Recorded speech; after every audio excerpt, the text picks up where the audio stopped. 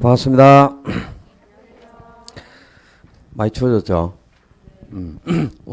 오늘부터 좀 싸늘해지고, 이제 겨울 분위기가 난다, 그죠? 자, 교재는 30페이지 딱 펴시고, 책은 30페이지 펴놓고, 고개 들고. 우리 지난주에 했던 걸 한번 머릿속에서 한번 생각해 봅시다. 제가 쭉 한번 정리를 내드릴 테니까 저거 한번 들었던 적이 있는지 없는지 연상을 한번 해보세요. 한번 들은 것 같다 이런 느낌이 나야지 또 새롭다 처음 듣는 느낌이 나 이러면 안 된다. 지난주에 우리 토지의 용어를 여러 개를 정리했는데요. 건축 가능한 토지에 이 건축이 불가능한 토지까지를 포괄하는 가장 토지에 대한 넓은 용어가 부지라는 게 있어요. 그죠? 부지.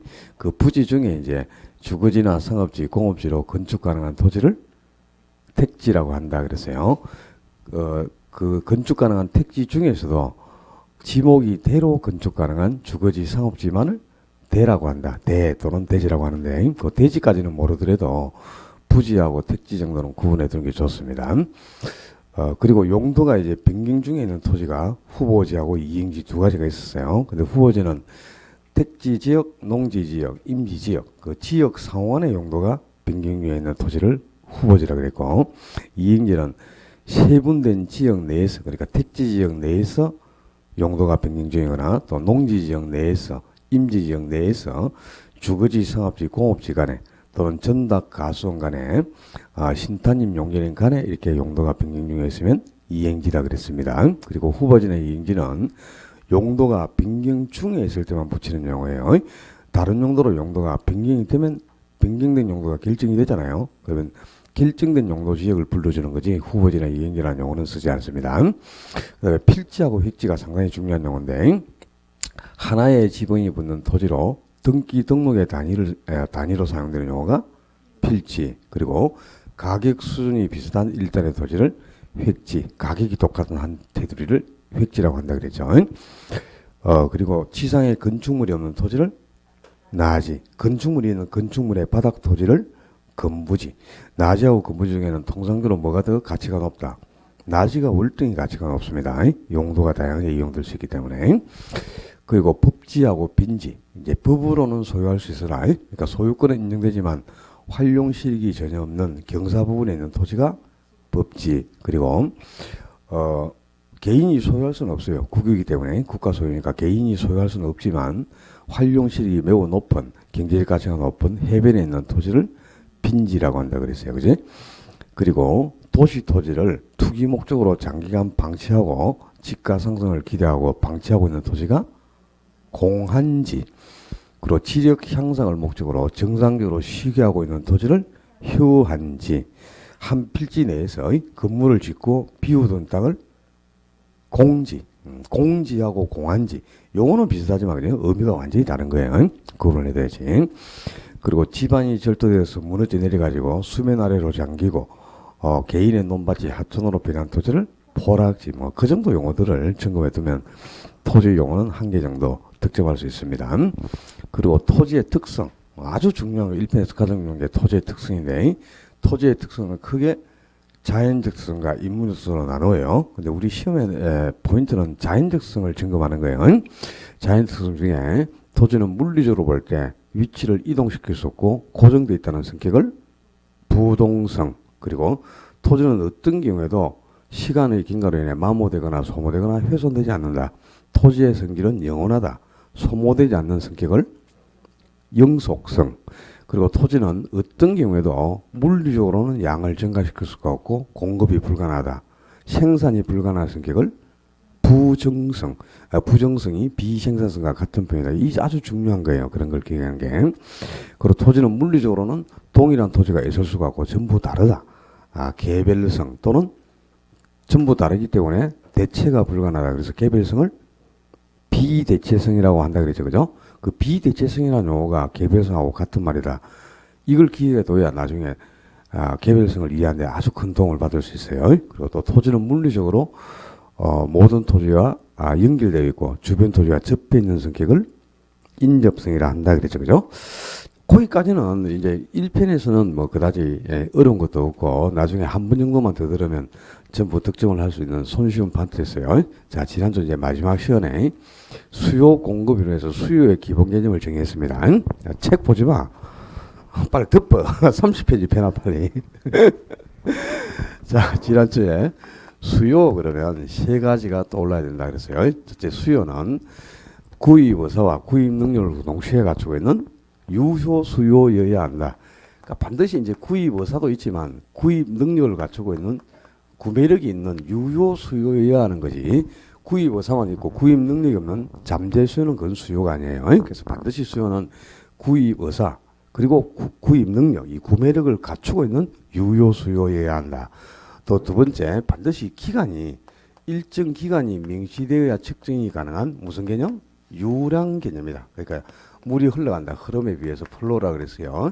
수요는 일정 시점에서 측정할 수 있는 게 아니고 기간이 명시되어야 측정이 가능한 유량 개념이다. 그랬고 또 세 번째, 실제 물건을 구매하면 그건 수요가 아닙니다.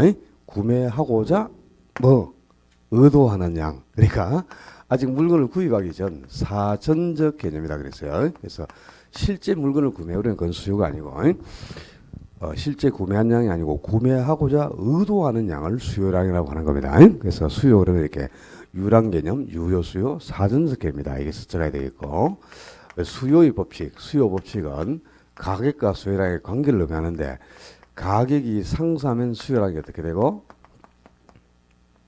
감소하고 가격이 하락하면 수요량이 증가해서 가격과 수요량이 반비라는 역의 관계를 수요의 법칙이라고 했고 이 수요 법칙에 따라서 가격과 수요량의 관계를 나타낸 곡선이 수요 곡선이 되죠. 수요 곡선은 가격이 하락을 할 때 수요량이 증가해요. 그지? 수요량이 증가하니까 가격과 수요량이 반비라는 관계가 있으니까 수요 곡선은 그래프로 이렇게 그려놓은 어떤 모양? 수요 곡선은 우하향 형태의 곡선이 된다. 그러니까 오른쪽 아랫방향은 우하향 곡선입니다. 그지? 수요 곡선은 우하향 곡선인데 왜? 가격과 수요량이 반비례하기 때문이죠. 그리고 수요량의 변화와 수요의 변화를 구분했는데요. 자, 이 수요 공급으로 해서 수요의 변화와 수요량의 변화를 구분하지 못하면 그건 그냥 무조건 수요공급 이론 자체가 정리가 안 되는 거예요. 대단히 중요하죠. 수요량의 변화를 가져오면 딱 한 개밖에 없어. 뭐가 변하는 거죠? 해당재와 가격. 오직 이 해당재와 가격이 변할 때 수요량이 변화해서 수요 곡선 상에서 수요 곡선 위에서 뭐가 이동? 점. 곡선 상에서 점이 이동하는 이런 변화를 수요량의 변화를 했고 수요의 변화는 해당재와 가격이 변하는 게 아니에요. 해당재와 가격이 아니고 해당재와 가격 이외의 다른 요인이 변하는 겁니다. 이렇게 해당재와 가격 이외의 다른 요인, 인구, 소득, 금리, 세금, 공포성의 규제 이런 다른 요인들이 변할 때 수요량이 변화해서 수요 곡선 자체가 오른쪽이나 왼쪽으로 이동하는 것을 수요의 변화라고 그랬고요. 수요 곡선이 오른쪽으로 이동할 때를 수요의 증가, 수요 곡선이 왼쪽으로 이동할 때를 수요의 감소라고 한다. 자, 여기까지 이제 지난주에 정리했고, 그다음에 이 수요의 변화를 가져온 요인 중에 소득에 따라 수요가 변하는 자가 정상재, 그리고 열등재, 중간재 세 가지가 있었죠. 기억이 나야 된다. 그래야 오늘이 쉽다. 지난주에 이제 기억이 안 나면 오늘이 괴롭다. 수요 공급이론은 앞부분을 정리를 못하면 그 다음 단계는 정리를 할 수가 없어요. 차곡차곡 이게 순차적으로 다 정리가 돼가야 뒷부분까지가 완벽하게 이해가 되는 겁니다. 자, 이 정상계는 소득이 증가할 때 수요가 증가해가지고 소득이 증가할 때 수요도 증가해서 소득과 수요가 동일바로 변하는 자를 정상계라고 그랬고 소득이 증가하는데도 불구하고 수요량이 감소해서 소득과 수요가 반대번호 변하면 열등계, 소득이 증가하든 감소하든 소득이 아무리 변하더라도 수요량이 불변이 되는 자를 중간재라 한다 그랬죠. 그죠? 기억이 나야 돼요. 새록 기억이 나야 됩니다. 그 다음에 수요의 변화를 가져오는 중에 다른 재와 이제 관련 재들이 있어요. 그게도 아주 중요한 거다. 대체재, 보완재, 독립재 세 가지가 있습니다. 이제 대체제가 뭐냐 그러면 뭐라 그래? 대체제가 뭐냐 그러면 두 제어가 만족도가 비슷하기 때문에 그죠? 서로 대신 사용할 수 있는 두 제어. x 대신에 y 대신에 x. 서로 대신 사용할 수 있는 두 제어를 대체제. 그리고 보완제는 보완이 이루어진다는 말이 무슨 말이지? 함께 써라 이 말이다. 그러니까 함께 사용할 때 더 큰 만족을 주는 두 제와 여기 딱 돌아야 돼. 서로 대신 이것 대신 저것 이게 대체 아니야 그지? 이것 대신 저것 대신 사용하는 두 제어를 대체제, 함께 사용하는 두 제어를 보완제로 하고요. 그다음에 독립제는 두 제어가 서로 아무런 관련이 없는 제어죠. 독립적이다 그 말은. 자, 이 대체제는 서로 대신 사용할 수 있기 때문에 그죠? x 대신에 y 대신에 x 대신 사용이 가능하니까 x제만 가격이 상승해 버리면 가격이 상승한 x제는 사지 않고 만족도가 똑같은 다른 제어인 y제를 더 많이 구해. 그래서 y제 수요량이 증가해 가지고 이 두 제와의 가격과 수요가 무슨 방향으로? 동일 방향. 이 가격하고 화살표 방향을 기억하셔야 된다. 가격과 수요가 동일 방향으로 변하는 두 제어를 대체제를 한다. 그래서 대체제 디귿으로 시작하니까 가격과 수요가 동일 방향이다. 디귿 이렇게 기억을 해야 되고, 보완제는 두 제어가 이제 함께 쓰는 거니까 x 사면 y도 사야 되고 x를 안 사면 y도 안 사겠죠. 그죠? 그러니까 x제만 가격이 상승해 버리면 가격이 상승한 x를 사지 않아요. 그리고 함께서는 y제도 살 이유가 없어. 그럼 y제 수요랑 어떻게 되고? 감소하겠죠 당연히. x제를 안 사면 y제도 등산을 안 사는 거니까. 그래서 두 제와의 가격과 수요가 반대 방향으로 변한다. 이 가격과 수요가 반대 방향으로 변하는 자를 보완제. 그래서 반대 방향 보완제, 반대 방향 비어. 대체제는 디귿이니까 동일 방향 디귿 이렇게 기억하라 그랬지.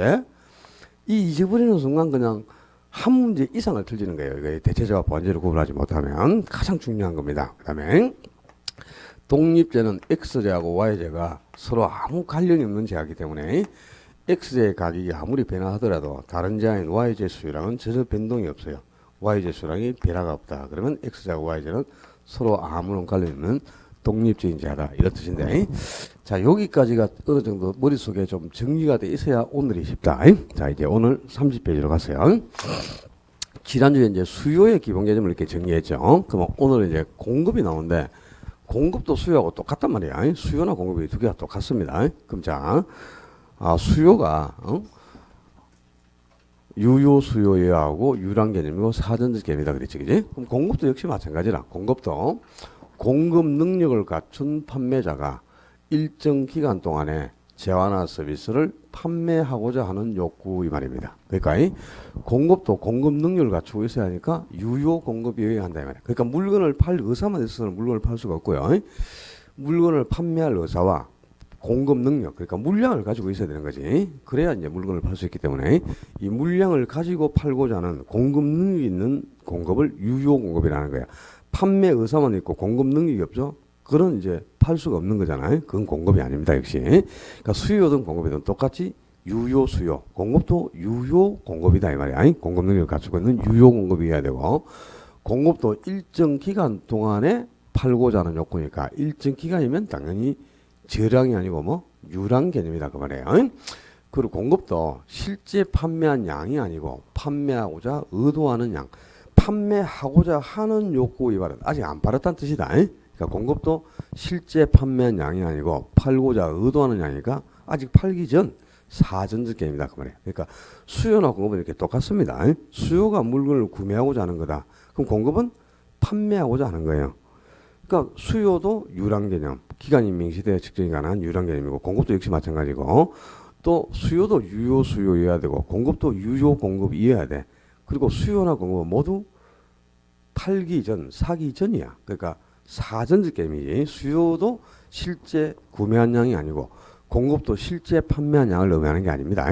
팔고자 의도하는 양, 구매하고자 의도하는 양을 수요량이나 공급량이라고 하는 거예요. 그래서 수요나 공급은 이렇게 똑같습니다.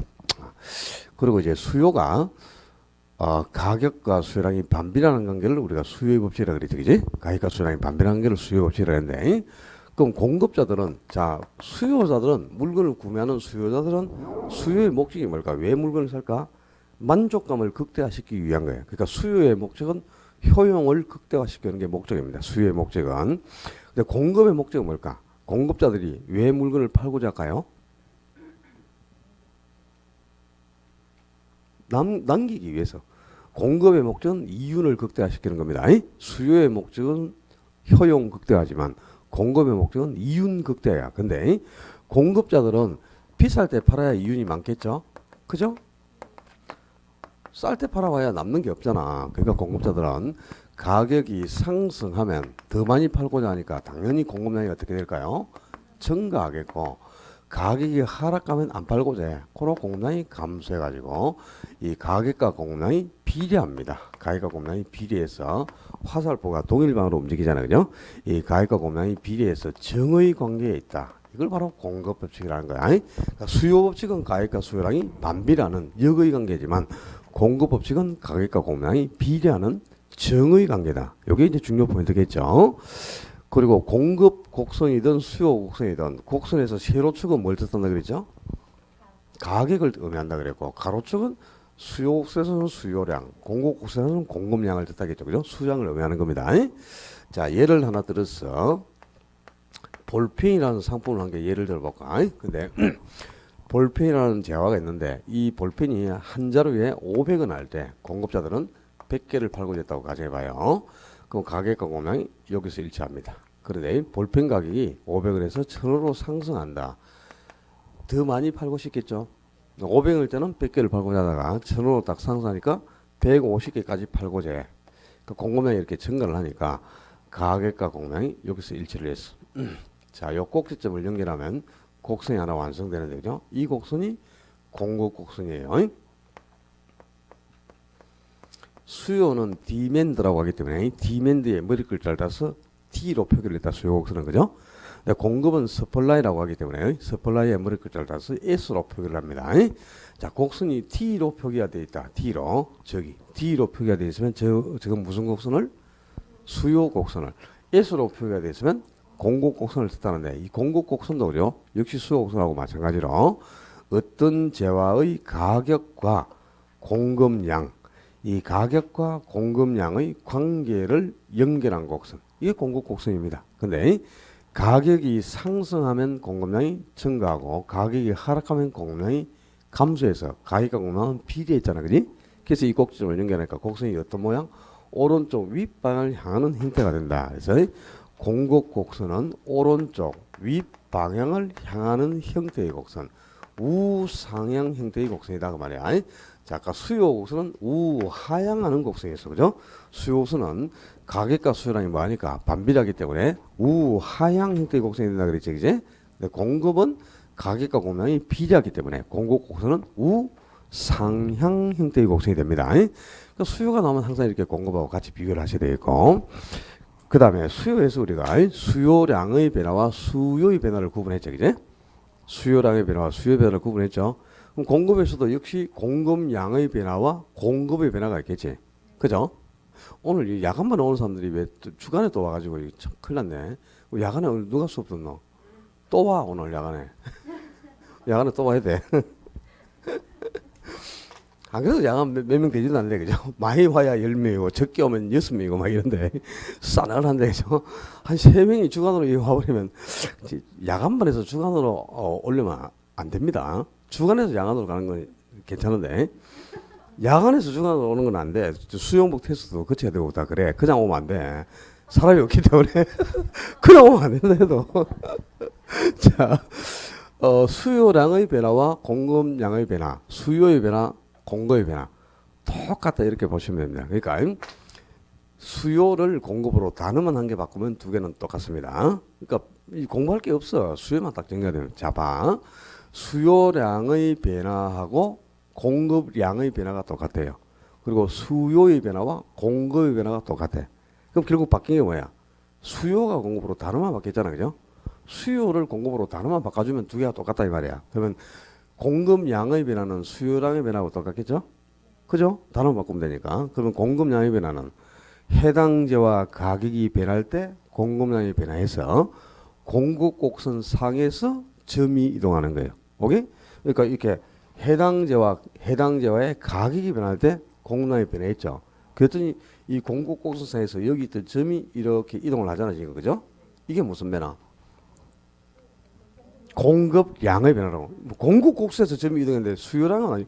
수요량의 변화는 수요 곡선상에서 이 수요 곡선상에서 여기 있던 점이 이렇게 수요 곡선상에서 점이 이동하면 수요량의 변화지. 근데 이거는 공급 곡선이다 지금. 우상하는 거는 그지? 공급 곡선상에서 점이 이동하는 이런 변화를 공급량의 변화라고 한단 말이야. 아니? 그다음에 공급의 변화는요. 역시 수요의 변화하고 똑같아요. 수요의 변화하고 똑같이 해당제와 가격이 아니라 해당제와 가격 이외에 다른 요인들이 변할 때 공급량이 변하는 거예요. 가격 이외에 다른 요인이 변해서 공급량이 변하는 것. 이게 공급의 변화인데 역시 공급의 변화가 생길 때도 공급 곡선 자체가 이동을 합니다. 공급 곡선 자체가 오른쪽이나 왼쪽으로 이동하는데 공급 곡선이 오른쪽으로 이동할 때를 공급의 증가, 공급 곡선이 왼쪽으로 이동할 때를 공급의 감소라고 한다 이 말이야. 그러니까 해당지와 가격은 변화가 없는데 다른 요인, 예를 들면은 금리, 세금, 공포성의 규제, 또 생산 비용, 기술 수준 이런 해당지와 가격이 아닌 다른 요인들이 변할 때 공급 곡선 자체가 오른쪽으로 이동하거나 공급 곡선 자체가 왼쪽으로 이동하는 거예요. 곡선 자체가 오른쪽 또는 왼쪽으로 이렇게 이동하는 것을 공급의 변화라고, 공급 곡선이 오른쪽으로 이동할 때를 공급의 증가, 공급 곡선이 왼쪽으로 이동할 때를 공급의 감소라고 한단 말이에요. 그러면 수요의 증가든 수요의 감소든 그죠? 수요의 증가나 수요의 감소도 오른쪽 또는 왼쪽으로 곡선이 이동하는 거죠. 근데 공급의 이 증가나 공급의 감소도 곡선이 오른쪽 또는 왼쪽으로 이동하는 거 말이에요. 곡선이 오른쪽으로 이동하면 증가고 왼쪽으로 이동하면 감소가 되는 거야. 아니? 수요 곡선이 오른쪽으로 이동하면 수요의 증가, 공급 곡선이 오른쪽으로 이동하면 공급의 증가, 수요 곡선이 왼쪽으로 이동하면 수요의 감소, 공급 곡선이 왼쪽으로 이동하면 공급의 감소 이렇게 되는 거예요. 구분됐지? 뭐 공부할 것도 없어. 수요만 정리하면 공급은 너무 쉽다. 민부 선생님이 참 잘해. 너무 쉽구나. 뭐 이런 표현을 자주 쓰는데 그죠? 참 쉽죠. 수요를 제대로 정리하면 공급은 정말 공부할 게 없게 되고 그래요. 그러니까 수요의 개념을 정확히 잡는 게 초점이고. 자 이제 균형의 결정과 이동으로 갑시다. 그게 몇 페이지고? 페이지가 31페이지예요. 균형의 결정과 이동. 자 이제 용어부터 정리를 해야 되겠죠. 균형이라는 용어가 나왔는데 균형. 시장 균형을 줄여서 그냥 균형 이렇게 표현하는데요. 자, 우하향하는 이 곡선이 무슨 곡선이고? 수요 곡선. 우상향하는 이 곡선이 무슨 곡선이죠? 공급 곡선. 그럼 이 상태는 지금 수요 곡선과 공급 곡선이 딱 만나 있죠? 그죠? 이 수요 곡선과 공급 곡선이 만나는 이 점이 균형점인데요.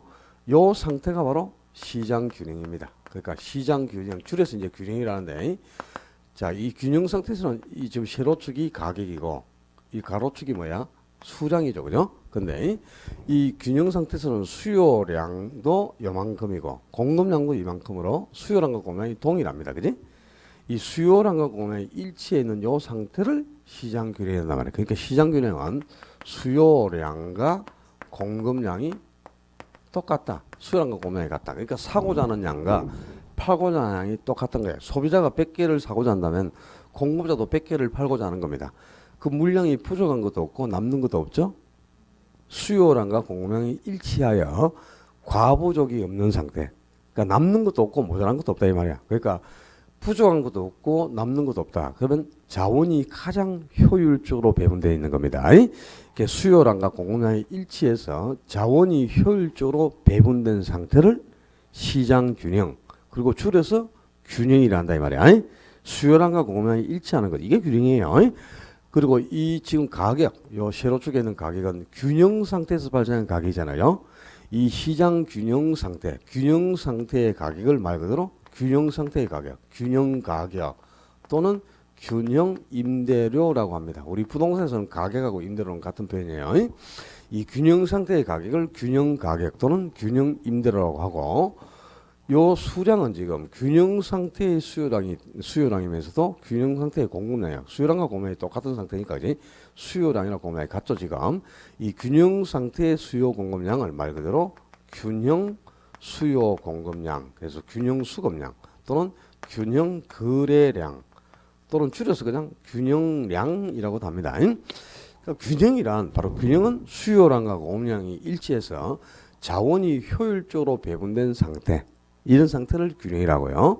그 균형 상태의 가격을 균형 가격, 균형 상태의 수요 공급량을 균형 수급량 또는 균형 거래량 또는 균형량이라고 한다 이 말이에요. 용어를 일단 기억을 하셔야 되겠죠.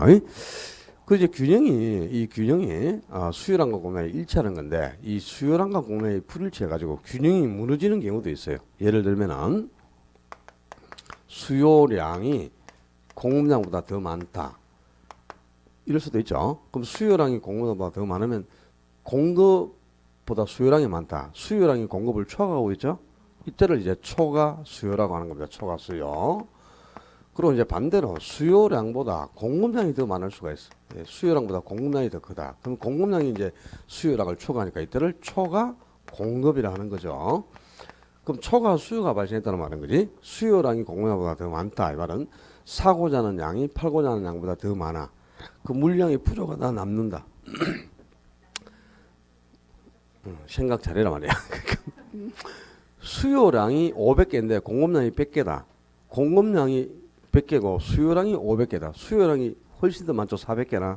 수요량이 400개를 주겠다면은 사고자 하는 양이 훨씬 더 많다는 뜻이다. 팔고자 하는 양보다. 그지? 그 물량이 턱없이 부족한 거잖아요. 즉 풍기 현상이 나타난다 이 말이에요. 물량이 부족해 갖고. 그러면 이제 서로 구매 경쟁을 하겠죠, 당연히. 그죠? 물량이 부족할수록. 그럼 구매 경쟁을 하면 가격이 상승하겠다, 하락하겠다. 당연히 가격이 상승할 수밖에 없는 겁니다. 그래서 이 수요량이 공급량을 초과해서 초과 수요가 발생하면 가격은 상승하는 요인이 됩니다. 그리고 이제 반대로 수요량보다 공급량이 더 많아. 그 물량이 턱없이 부족한 게 아니고 철철 넘쳐 흐른다는 뜻이다.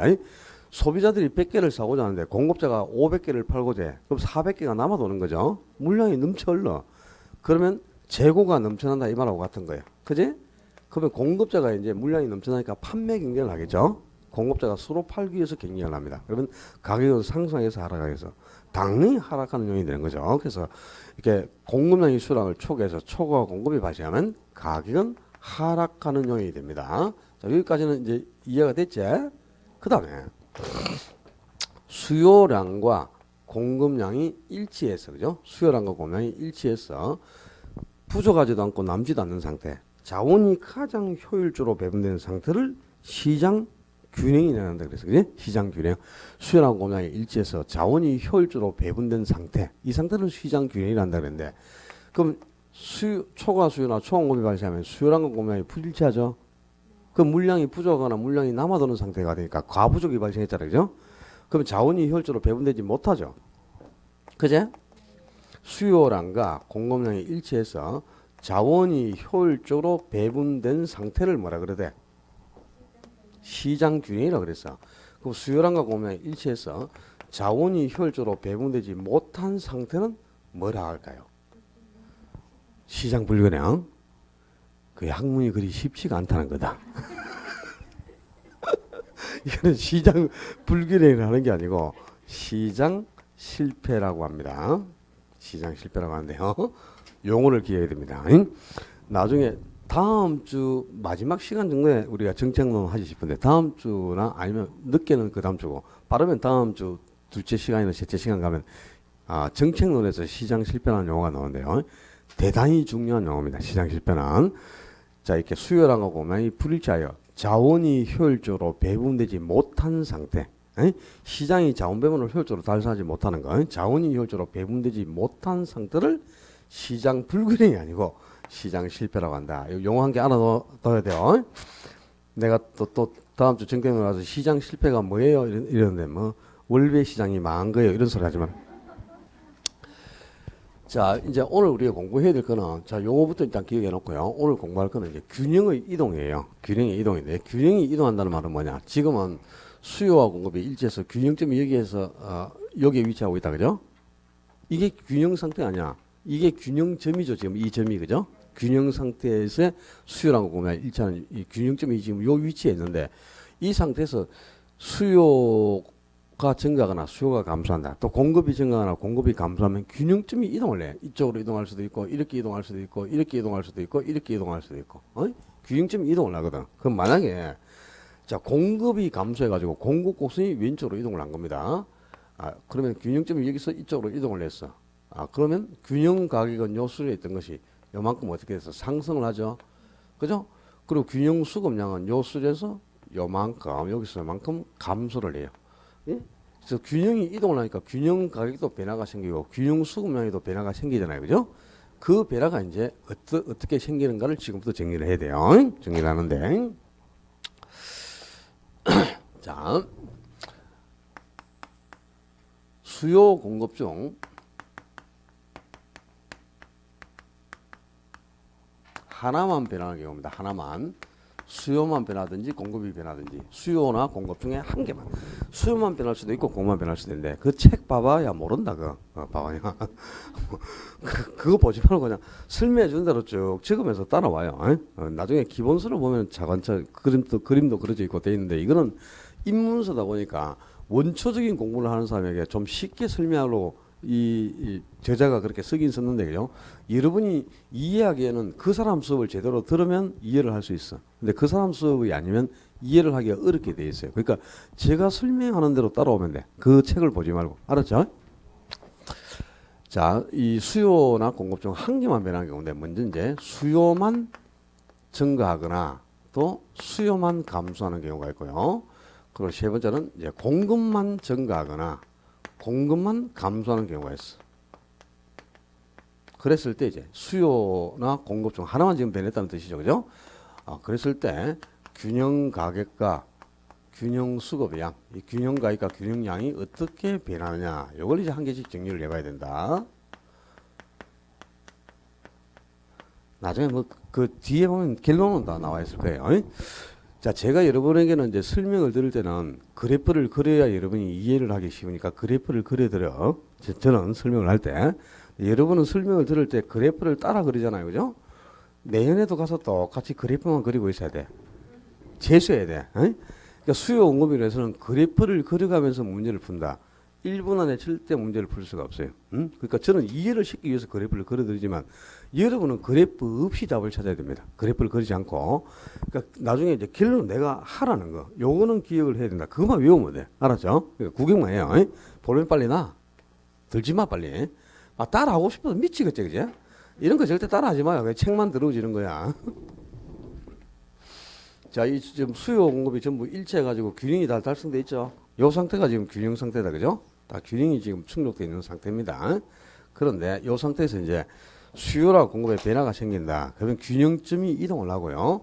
이 균형점이 이동을 하고 균형 가격과 균형 수급량의 변화가 온단 말이야. 그 변화가 어떻게 생기는가를 보는데 자, 먼저 수요가 증가하는 경우부터 한번 해결해 보자. 자, 이 우하향하는 이 곡선이 무슨 곡선이지? 수요 곡선. 우사향하는 이 곡선이 공급 곡선이죠? 이거 무슨 곡선? 공급 곡선. 이거 수요 곡선. 요거 수요 곡선. 이거 공급 곡선. 요거 만약에 여러분이 그래프를 그릴 기회가 있다면 그죠? 혹시 그래프를 그려야 되면 수요 곡선하고 공급 곡선을 그려놓고 이게 공급 곡선이고 이게 수요 곡선이다 이렇게 공급 곡선 수요 곡선이라고 명시를 해두면 틀릴 일이 없다. 그지? 그지? 근데 이 또 공급 곡선 수요 곡선 이렇게 적어야 되는데 오른쪽 끝에다가 공급 수요 적어야지 왼쪽에 공급 수요 이렇게 적으면 조직 분다. 그치? 그렇잖아. 그치? 자, 근데 이제 공급 곡선 수요 곡선 적어 놓고 먼저 수요가 증가하는 경우부터 한번 해결해 봐. 수요가 증가했다는 말이 무슨 말이죠? 수요가 증가했다 그 말이? 자, 빨리 짱구 회전 좀 시켜봐라. 배운 대로 한번 해봐라. 수요가 증가했다는 말이. 그래. 하여튼 잘했어요. 그만큼 해도. 수요가 증가했다 이러면 살 사람이 많아졌어요. 이런 소리 하지 마. 살 사람이 많아진 거는 수요자가 증가한 거야. 수요가 증가한 게 아니고. 수요가 증가했다는 말이 자, 그럼 우리 했잖아. 다 봐봐요. 해당제와 가격이 변할 때 수요 곡선상에서 점이 이동하면 수요량의 변화를 그랬고 가격 이외에 다른 요인이 변할 때 수요 곡선 자체가 오른쪽이나 왼쪽으로 이동하면 수요의 변화를 그랬는데 그죠? 수요선 자체, 이 수요 곡선 자체가 오른쪽으로 이동할 때를 뭐? 수요의 증가라 했고 수요 곡선이 왼쪽으로 이동하는 경우를 수요의 감소라고 했잖아. 그럼 수요가 증가했다는 말은 수요가 증가했다 그 말은 수요 곡선 자체가 오른쪽으로 이동했다 이 말이야. 수요 곡선이 오른쪽으로 이동하는 걸 수요의 증가라고 하는 거예요. 이? 수요 곡선이 왼쪽으로 가면 수요의 감소고 공급 곡선이 오른쪽으로 이동하면 공급의 증가고 공급 곡선이 왼쪽으로 이동하면 공급의 감소고 그렇죠? 그러면 수요가 증가했다. 다른 말로 수요 곡선이 오른쪽으로 이동했다 이 말이야. 이게 수요 곡선이죠. 이 수요 곡선 자체가 오른쪽으로 이렇게 이동했다. 이게 수요가 증가했다 이 말이야. 이? 그럼 수요가 증가하니까 균형점이 지금 수요 공급이 여기서 일치하고 있잖아. 그지? 종전은 여기서 일치했다가 그러니까 균형점이 이동을 했죠. 균형점이 이렇게 이동을 하니까 수요가 증가해서 균형이 이동하니까 균형 가격은 요 수에서 요만큼 어떻게 됐다? 상승을 했단 말이야. 가격은 그지? 이 세로축이 가격이잖아. 가격은 여기서 요만큼 상승했죠. 그리고 가로축에 균형 수급량, 균형량은 어떻게 해서 요 수준에서 요만큼 증가를 하죠. 그지? 균형점이 여기 있다가 일로 이동을 하니까 양이 여기서 요만큼 늘어나네. 그러니까 수요가 증가하면 균형 가격이 어떻게 되고 상승, 균형량 증가. 수요가 증가하면 균형 가격 상승하고 균형량이 증가하는 거 알았죠? 그럼 이제 수요가 감소한다. 두 번째 수요의 감소는 수요선 자체가 왼쪽으로 이동하는 거지. 이 수요선 자체가 왼쪽으로 이렇게 이동하는 거. 이게 수요의 감소야, 그지? 그럼 수요가 감소하니까 균형점이 여기서 이쪽으로 이동을 했어. 가격은 어떻게 됐을까? 요만큼 하락을 해, 그지? 그리고 균형량은 여기서 요만큼 또 어떻게 감소를 합니다, 그지? 보이잖아. 지금 균형점이 일로 이동했으니까 가격은 여기서 요만큼 하락했네. 양도 여기서 요만큼 감소했고, 그지? 그러니까 수요가 감소하면 가격 하락, 양도 감소한다 이 말이야. 그지? 그지? 세 번째 공급의 증가. 공급의 증가는 공급 곡선 자체가 어떻게? 오른쪽으로 이동하는 거지. 이건 수요 곡선이다. 이 공급 곡선 자체가 오른쪽으로 이렇게 이동해야 돼. 또 수요 곡선을 오른쪽으로 이동시키고 이러지 말고.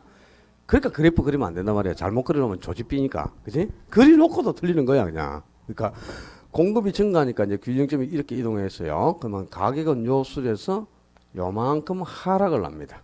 그리고 균형량은 여기서 요만큼 증가를 합니다. 그지? 공급이 증가하면 가격은 하락하고 양은 증가하는 걸 봤어요. 네 번째 공급의 감소. 공급의 감소는 공급곡선 자체가 왼쪽으로 이동하는 거예요. 이 공급곡선 자체가 왼쪽으로 이동하는 게 공급의 감소야. 그럼 공급이 감소하니까 균형점이 여기서 이쪽으로 이동을 했고요. 가격은 요 수에서 요만큼 어떻게 했다? 상승. 균형량은 여기서 요만큼 어떻게? 감소를 해. 그지? 공급이 감소하면 가격은 상승하고 균형량이 감소하는 걸 알았는데 이게 그래프를 각각 다 그려보면은 가격이라든가 균형량이 어떻게 변하는지 보이죠? 근데 지문이 5개인데 5개 지문을 전부 그래프를 그려가면서 이렇게 풀면은 1분 안에 풀기가 어렵겠지. 그죠? 그리고 또 그래프를 제대로 그리면 다행이다. 그지? 수요가 증가한다 그랬는데 수요 곡선을 이동시켜야 되는데 공곡선을 이렇게 이동시켜 놓고 자기는 수요가 증가했다면서 답을 찾고 이러면 뭐 제대로 답을 찾겠나. 그러니까 절대 이제 수요 공급에 대해서는 그래프를 그려서는 답을 찾으려고 노력 자체를 하지 말아요. 저하고 수요 공급 이론을 배울 때는 절대 그래프를 여러분이 그리면 안 됩니다. 1분 안에 문제를 해결할 만큼 그래프를 그리지 않고 해결하는 거다. 그러려면 이제 결론을 기억하셔야 되는 거다. 자, 먼저 수요만 변할 때를 한번 딱 보면은 수요가 증가하거나 수요가 감소할 때는 그죠? 균형 가격과 균형량이 수요가 변하는 방향과 전부 동일방으로 변한 걸 알 수 있어. 수요가 증가하면 가격도 상승, 양도 증가했죠. 수요가 감소하면 가격도 하락하고 양도 감소하죠. 이렇게 수요만 변할 때는 균형 가격과 균형 수급량, 가격과 균형량이 모두 수요와 동일방으로 변합니다. 화살표가 전부 수요하고 동일방으로 간단 말이야. 그러니까 항상 수요 공부에서는 요 화살표의 방향을 모르면 그냥 문제를 풀 수가 없는 거다. 자, 수요만 변할 때는 가격과 양은 전부 수요하고 같다. 그럼 수요가 증가하면 가격도 상승, 양도 증가. 수요가 감소했다 그러면 가격 하락, 양도 감소 이렇게 되겠죠. 아주 쉬워. 요 방향만 딱 외우고 있으면. 그러니까 공급만 변하는 경우를 봐. 공급만 변하는 경우는 공급이 증가할 때는 균형량 따라서 증가해요. 그리고 공급이 감소할 때도 양은 따라서 감소한단 말이야. 그럼 균형량은 공급하고 같은 방향으로 지금 가고 있죠. 양은 그지? 근데 가격은 공급하고 반대 방향으로 변한 걸 알 수 있지, 그지? 이렇게 공급만 변할 때는 균형량은 공급과 어떤 방향? 동일 방향이고 균형 가격은 공급하고는 항상 반대 방향으로 변하는 겁니다. 이 화살표 방향을 기억해보면 그래프 그리고 뭐 할 필요가 없는 거야. 그러니까 이제 이 시험은 항상 이렇게 나오겠죠. 응? 지문이 5개인데, 그죠? 뭐 1번에 수요가 증가하면 균형가액과 균형량은 어떻게 변하고, 2번에 뭐 공급이 증가할 때 균형가액과 균형량은 어떻게 변하고, 뭐 이렇게 쭉 나온단 말이지, 지문이. 그럼 수요가 증가했다. 화살표 전부 같은 방향이잖아, 수요는. 그럼 가격도 상승, 양도 증가가 아니야, 그지? 공급만 변할 때는 뭐만? 양만 같은 방향이니까 양은 증가하겠지. 그지? 그러나 가격은 반대로 하락한다. 이렇게 되겠죠. 그죠? 이 방향만 기억하고 있으면 하자고 방향만. 그러면 그래프를 그릴 이유 자체가 없어요. 틀릴 염려도 없고 시간도 아주 단축해서 문제를 풀 수 있는 거다. 자, 외웁시다. 수요만 변할 때는 가격이나 양은 수요하고 전부 동일 방향. 공급만 변할 때는 양만, 균형 양만 공급과 동일 방향이고 가격은 반대. 그러니까 공급이 증가했다. 그러면 양은 따라서 증가. 가격은 하락 이렇게 되겠죠. 그죠? 오케이? 이 화살표 방향만 자꾸 방향을 자꾸 표시해 가면서 문제를 풀면 아주 쉽게 문제를 해결할 수 있어요. 자, 일단 수요공급이 이제 한 개만 변하는 경우는 이 방향을 이렇게 기억해라. 그러면 이제 수요공급이 두 개가 수요도 변하고 공급도 변하고 동시에 변하는 경우가 있어요. 수요공급이. 자, 그거는 이제 요 앞에 이 앞부분은 지난주 했던 거니까 이제 지웁니다. 오늘은 새거 한다 지금. 그제? 자, 요거 이제 앞부분은 지우자. 억울하지만 지워야 된다.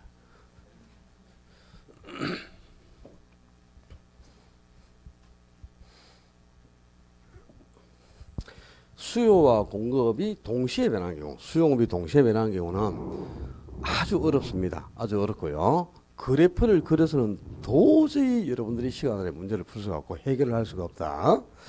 자, 이제 두 번째.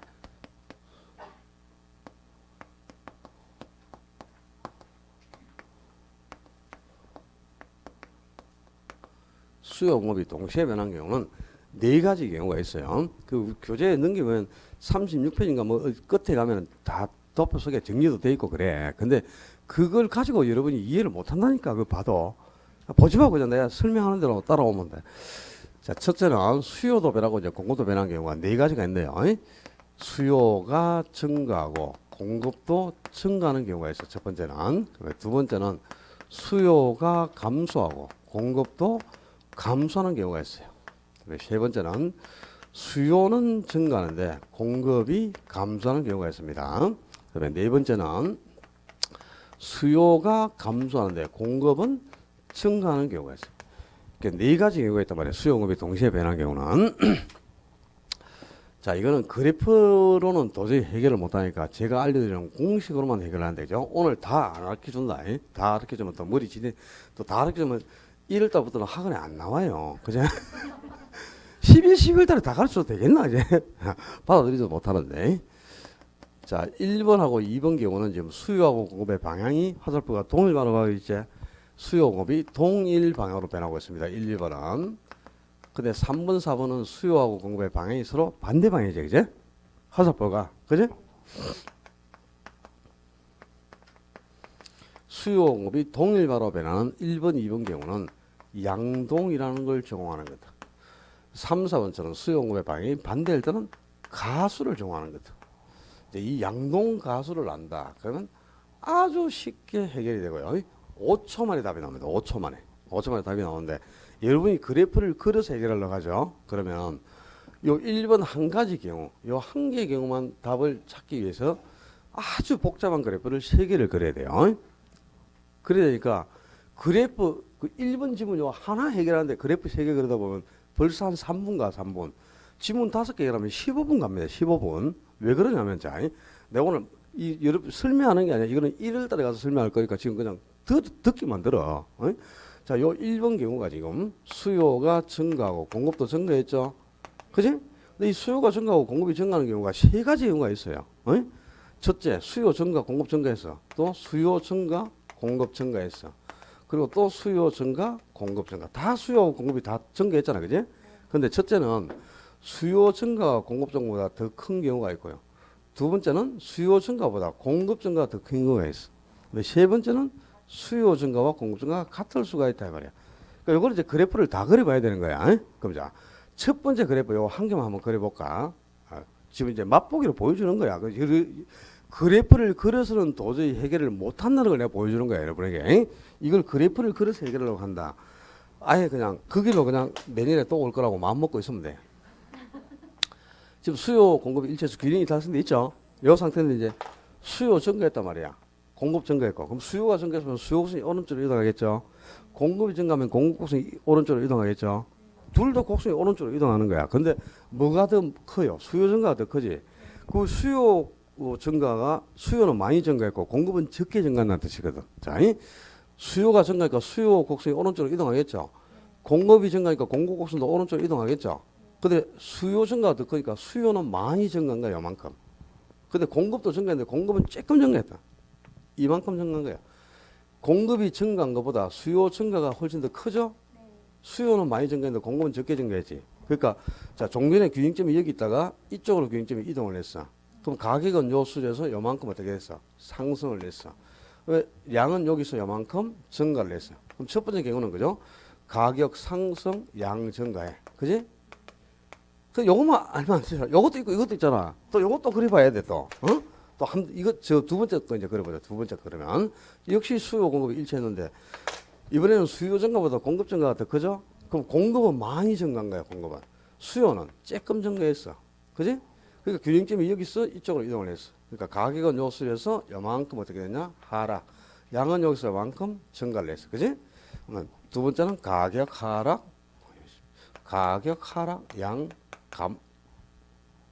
양 증가했네. 그지? 양 증가. 세 번째 또 있어 또. 이거 또 그려봐야 돼 또. 그래프를 그려서 된다 안 된다를 보여주고 있다 지금. 그릴 생각을 할 거가 안 할 거가. 하지 마라 지금. 자, 수요도 증가했고 공급도 증가했는데 수요 증가와 공급 증가가 똑같죠. 그럼 자, 수요 이만큼 증가했습니다. 공급도 수요 증가한 거 똑같아야 된다. 조금이라도 어긋나면 안 돼. 요 폭이 똑같아야 된단 말이야. 수요 증가와 공급 증가 같죠. 균형점이 여기서 이쪽으로 이동을 했다 그지? 그럼 가격은 변화가 없지. 근데 양만 여기서 이만큼 증가를 하죠. 그럼 세 번째 경우는 가격은 불변이고 양은 증가했네, 그지? 요 세 가지 경우를 이제 요 세 가지를 이제 다 합쳐 본다. 그게 이거란 말이야, 그지? 그때는 이제 양은 반드시 증가해요, 양은. 응? 근데 가격은 상승하기도 하고 하락하기도 하고 변화가 없는 경우도 있죠. 그러니까 답이 어떻게 되느냐? 양은 반드시 증가하고 가격은 알 수 없다. 이게 답이 된 거야. 그 답이 이제 양은 얘들하고 반드시 동일방으로 간다. 그 양동이란 말이 뭐냐? 양은 동일방이라는 거야. 양은 얘들하고 동일방으로 가고 가격은 알 수 없다 이 말이거든요. 지금 수요 공급이 동시에 증가했죠. 그럼 양은 어떻게 된다고? 얘들하고 똑같이 증가한단 말이야. 증가. 그리고 가격은 세 가지가 나오니까 알 수 없는 거야. 이게 양동이에요. 그럼 가수는 뭐냐? 가격은 수요를 따라 반드시 간다는 거야. 가격은 수요를 따라 무조건 가격은 수요 따라 갑니다. 근데 양은 알 수 없다 이 말인데 다 알려고 하면 안 돼요. 내가 이럴 때에 가서 양동가수가 뭔지를 알려줄 테니까 오늘은 요거 몰라도 된다. 일단은 수요공급이 동시에 변하는 경우는 양동가수로 얘기한다. 그만 알아놓자. 동일발자는 양동, 동일방이잖아 지금 그죠? 동일방일 때는 양동을, 반대방일 때는 가수를 좋아한다. 여기까지만 기억해도. 그리고 양동가수가 뭔가는 1월달에 기자라 개봉박두 1월달에 가서 설명드릴게요. 자, 이 균형의 이동 여기까지 이제 정리를 했는데 오늘은 한 개만 변하는 경우까지는 딱 정리를 안 하면 안 되겠죠. 수요만 변하거나 공급만 변하는 경우 수요만 증가하거나 수요만 감소한다. 수요만 변할 때는 균형가격이나 균형량은 전부 수요하고 동일방이야. 그지? 그러니까 수요만 증가했다. 그럼 균형가격도 상승, 균형량도 증가하는 거고 수요만 감소하면 균형가격 하락, 균형량도 감소. 공급만 변할 때는 뭐만? 양만. 균형량만 공급하고 같은 방향으로 가니까.